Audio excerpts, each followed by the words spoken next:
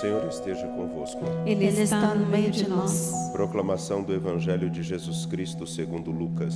Glória a vós, Senhor.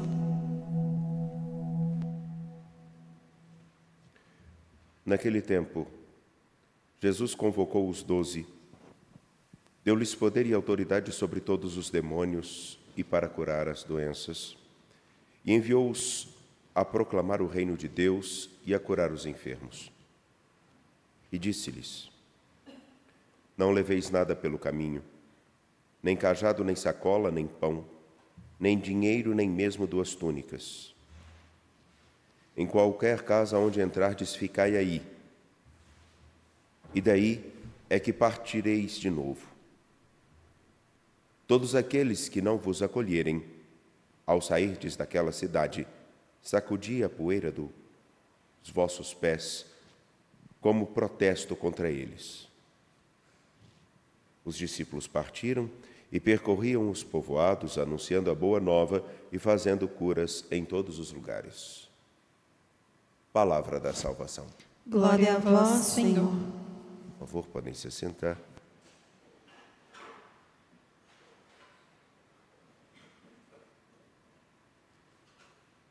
Caríssimos, caríssimas, o livro de Esdras, ele traz-nos coisas tão importantes e significativas. Explico. O povo de Deus tinha como principal missão se reconstruir depois do exílio. Passado anos longe de sua terra, agora voltam por determinação de Ciro para Jerusalém, para reconstruir Jerusalém.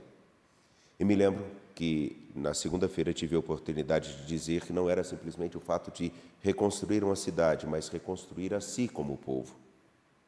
Um pequeno povo que precisava se reconstruir na dinâmica de, tendo escutado a palavra, tendo sido libertado pelo seu Senhor, saber que Ele é a morada do seu Deus, que Ele era chamado a reluzir para todas as nações como um grande farol. Então, é por isso que aqui nós temos em Esdras, ao mesmo tempo uma beleza singular, também um alerta. Não é somente reconstruir um prédio, é reconstruir-se como gente, é reconstruir-se como um povo, não um povo qualquer, mas o povo de Deus. Versículo 9 do capítulo 9 de Esdras. Pois éramos escravos, mas em nossa servidão o nosso Deus não nos abandonou. Antes conseguiu para nós o favor dos reis da Pérsia. Deu-nos bastante vida para podermos reconstruir o templo do nosso Deus e restaurar suas ruínas. E concedeu-nos um abrigo seguro em Judá e em Jerusalém. Esdras, durante sua oração, quase que uma pregação e oração penitencial, lembra isso. Nós viemos para reconstruir o templo, restaurar suas ruínas. E o Senhor nosso Deus concedeu-nos abrigo seguro em Judá e em Jerusalém. Das ruínas, reconstruir o templo. Do templo, reconstruir a cidade. Mas, ao mesmo tempo em que se reconstrói o templo e a cidade, repito, reconstruir-se como Deus. Pois bem, temos uma missão. Não só como a de Esdras, mas agora uma missão fundamental, reconstruirmos-nos à imagem do Filho de Deus. Temos uma missão, levar até os confins da terra a mensagem daquele que transforma o homem por inteiro e tudo que está ao seu redor. No Evangelho de Lucas, capítulo 9, versículos 1 a 6, é dado aos discípulos por Jesus a autoridade sobre demônios e também a autoridade para curar doenças, mas fundamentalmente chamados a proclamar o reino de Deus e curar os enfermos. Essa missão é dada aos primeiros discípulos, mas também a nós. Esse é o momento crucial no qual o povo de Deus começa a se reconstruir não mais somente como templo, somente mais como cidade, mas é preciso reconstruir-se, voltar à origem daquilo que foi o desejo primeiro de nosso Deus durante a criação. Voltar a viver uma comunhão com aquele que nos quis para si, nos chamou para si, nos desejou em si. Por isso, a autoridade dada não é para simplesmente vermos aquilo que temos a oportunidade de encontrar em redes sociais, televisões, rádios ou em alguns outros lugares dentro e fora de igrejas, inclusive católicas. Não é o fato de termos exorcismos exacerbados, aparentes ou pseudo-milagres. Não foi para isso que nós fomos chamados. Até porque nós precisamos ter um pouco de atenção. A primeira coisa a fazermos é proclamar o reino de Deus. A autoridade sobre os demônios, ou a cura de doenças, ou a cura de enfermos, é um efeito do primeiro compromisso, proclamar o reino de Deus. Proclamar o reino de Deus é apresentar Jesus Cristo, que é o próprio reino, que faz com que nós sejamos a expressão desse reino, do sonho de Deus, onde a palavra dele tem em primeiro lugar, ocupa em primeiro lugar o espaço significativo em nosso coração. Proclamar o reino de Deus. É por isso que o desprendimento é tão singular quando ele diz: não leveis nada para o caminho, sede livres, que nada vos prenda. Tenha um compromisso primeiro com aquilo para o qual eu vos chamei. E gosto de lembrar, Jesus chamou a si aqueles que ele queria que estivessem com ele. Estar com ele em primeiro lugar já é a dinâmica do reino. Apesar de muitos acharem que em qualquer lugar que nós virmos, ou demônios saindo, ou doenças sendo curadas, não nos esqueçamos. O primeiro lugar e a primeira cura que Jesus faz é a de conseguirmos olhar para Deus sem medo, sermos livres. E, não tenho medo de dizer isso, se nós tivermos alguma dessas manifestações que nos tornem escravos, seja expulsar demônios, seja dar bens, seja curas, e que nos escraviza e nos torna dependentes, não é o dedo de Deus que toca.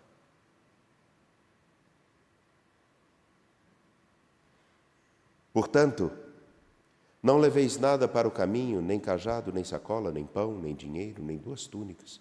Em primeiro lugar, lembrai-vos daquele que vos chamou e que assumiu-vos como dele. Não perambulais, não andais por ali ou por aqui. Em primeiro lugar, tenham a consciência do que são. Em primeiro lugar, sejam como o povo que se instala num lugar e deixa com que a vontade de nosso Deus aconteça.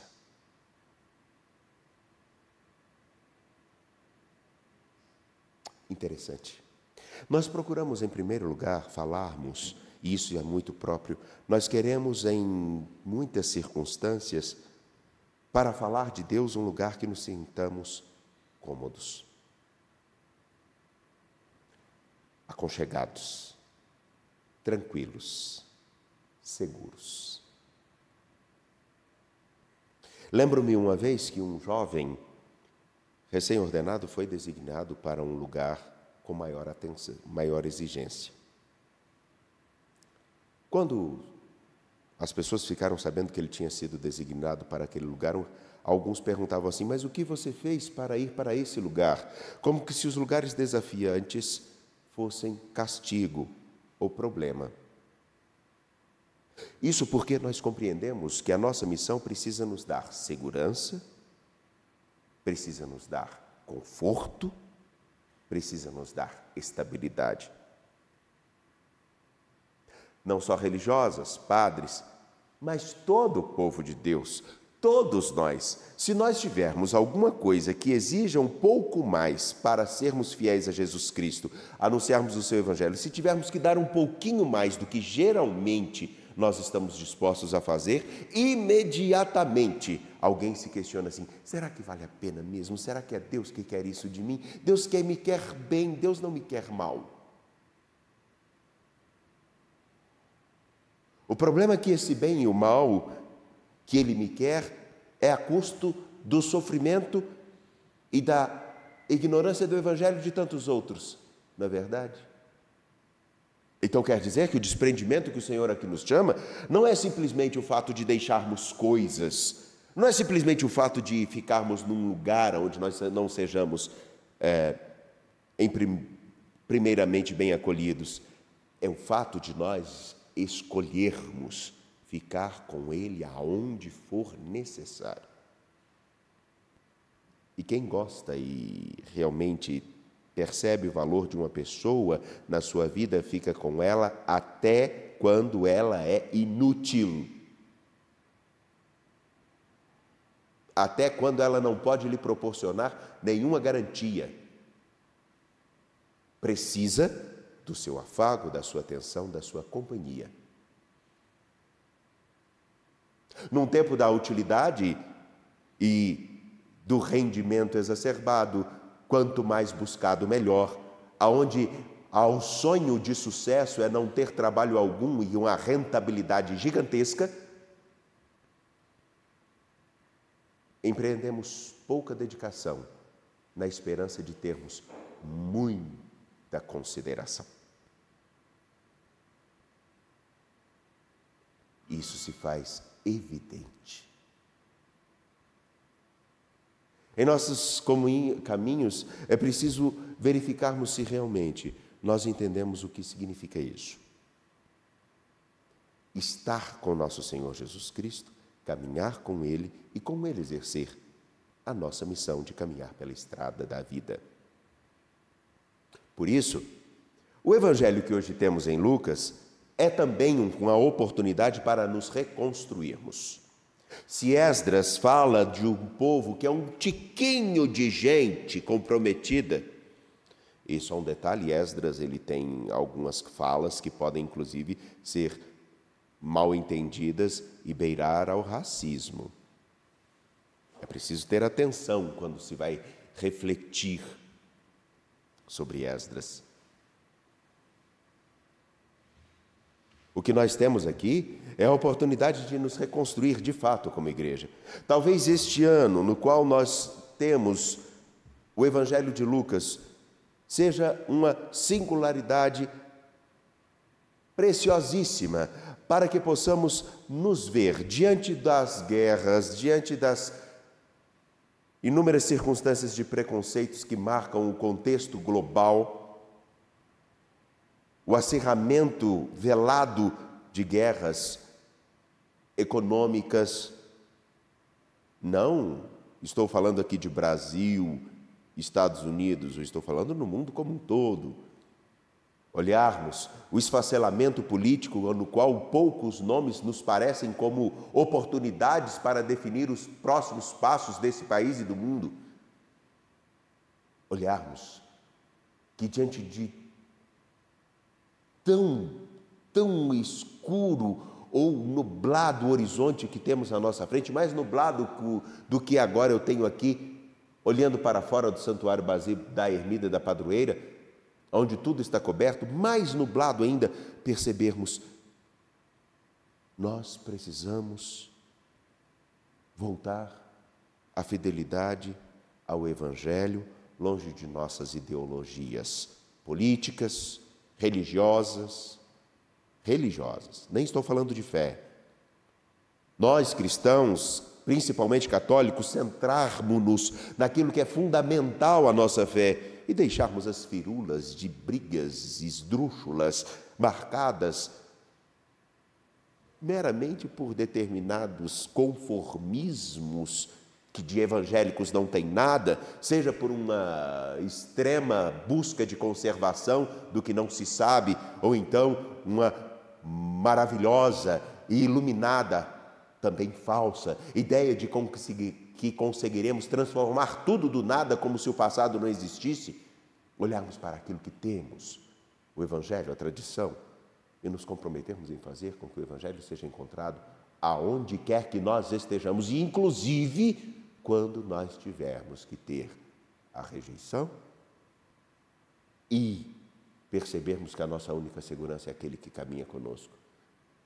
Porque se para anunciar o Evangelho é preciso as garantias, se para anunciar o Evangelho, para sermos ministros, colaboradores de nosso Senhor, precisarmos de seguranças, então nós não entendemos nada do que significa seguir o Evangelho, do que ser cristão, do que é realmente ser discípulo de Jesus, porque em nenhum momento Ele nos ofereceu nada além de estar com Ele.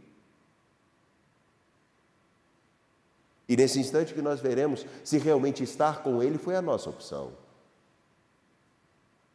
Quando a nossa única segurança é Ele. Quando aqueles que buscam o sucesso tiverem que lidar com a frustração, seja de sua pregação, seja de sua pastoral, mas comprometidos em fazer com que o Evangelho, com que a fé, com que nosso Senhor seja encontrado, permanecem firmes. Me lembro uma pessoa, um homem muito sábio, que foi professor de Bíblia durante muito tempo, e no primeiro ano de seminário ele disse uma coisa muito interessante. E como esses homens que são incompreendidos por muitos, ele dizia o seguinte: nós não temos que nos preocupar. A grande discussão na época, logo quando eu entrei no seminário, era: há muitos cristãos católicos que estão deixando a igreja. Nós temos que prender, nós temos que fazer alguma coisa para que as pessoas estejam na igreja. Aí vinham as invencionices, a criatividade selvagem. Tantas coisas vi nesses anos, algumas inclusive ridículas, de igrejas sendo feitas de palco, padres reduzidos a animadores de auditório, ministros de música preocupados com seus shows, agentes de pastoral preocupados mais em agradar as pessoas do que orientá-las para um caminho sério, comprometido. Vi muita coisa. E esse padre Gruen, escritor de um livro singular sobre a Escritura e a história da salvação, O Tempo que se chama Hoje, ele disse assim: as pessoas estão preocupadas com aqueles que estão indo embora. Porém, eles deveriam estar preocupados com outra coisa, muito diferente. Eles deveriam se preocupar em preparar-se, fundamentar-se, rezarem, para quando essas pessoas ou os filhos dessas pessoas resolverem voltar. Porque eles virão buscando aquilo que nós não saberemos como oferecer. Pasmemos, não é o que vemos agora? Alguns querem viver o cristianismo, a fé cristã católica, naquilo que ela tem de mais essencial, sem os espetáculos, sem os emocionismos, sem os shows, e com verdade. O que eu faço para realmente viver uma vida com coerência segundo o Evangelho? Eu posso até não conseguir, mas eu quero saber.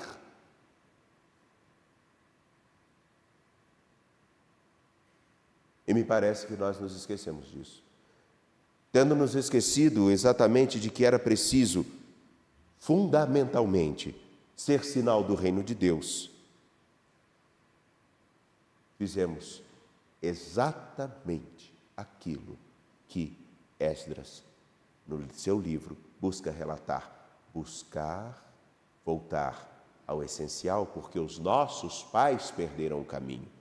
Buscar voltar à confiança, agora, segundo o Evangelho, não no que nós carregamos, não no que nós temos, porque entramos num período no qual a fidelidade ao Evangelho será marcada não pelas seguranças de nossas estruturas, não será mais marcada pela segurança daquilo que nós recebemos, dos espetáculos que fazemos, será marcada simplesmente por termos escolhido ficar com nosso Senhor. E as pessoas sabem identificar hoje quem quer ficar com nosso Senhor. E se alguém, nesse exato momento, lembrar de algum espetáculo, alguém que está fazendo algo diferente, que seria exatamente como que, essa pessoa realmente, aquele pregador realmente está procurando um lugar ao sol para ele. Não nos preocupemos. Sabe o que me preocupa? É se você consegue identificá-lo, se você também não está deixando de escutar e viver o que é fundamentalmente ligado à fé cristã católica, na tradição e na Escritura. Você se preocupa em ficar com nosso Senhor ou ocupar um lugar no meio da multidão somente para ver o que Ele vai fazer? Jesus ainda continua falando para os seus discípulos no meio da multidão.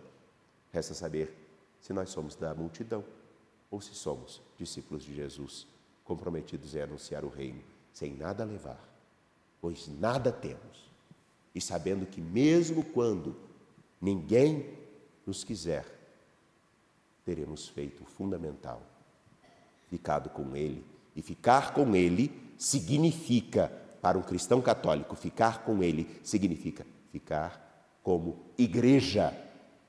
Não é a igreja que você tem na cabeça, como já escutei uma bela fala de um padre.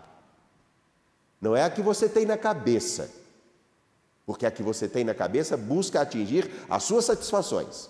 A igreja que nós temos é a igreja formada de gente que, como a gente, caminha e busca dar uma resposta hoje. Porque a da sua cabeça, ou a da minha cabeça, só atende aos meus desejos. E Deus tem coisa muito mais importante do que satisfazer as nossas vontades. Nós precisamos ajudar que a vontade dele aconteça.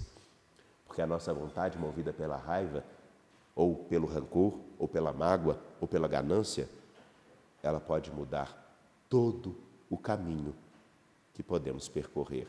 A vontade dele não. Olha para o bem de nós todos. A nossa, somente para a nossa vontade. Por isso que a nossa segurança, em alguns casos, faz com que nós deixemos Jesus e fiquemos com outras coisas. Aonde você está? Com quem você está? E o porquê você aqui está?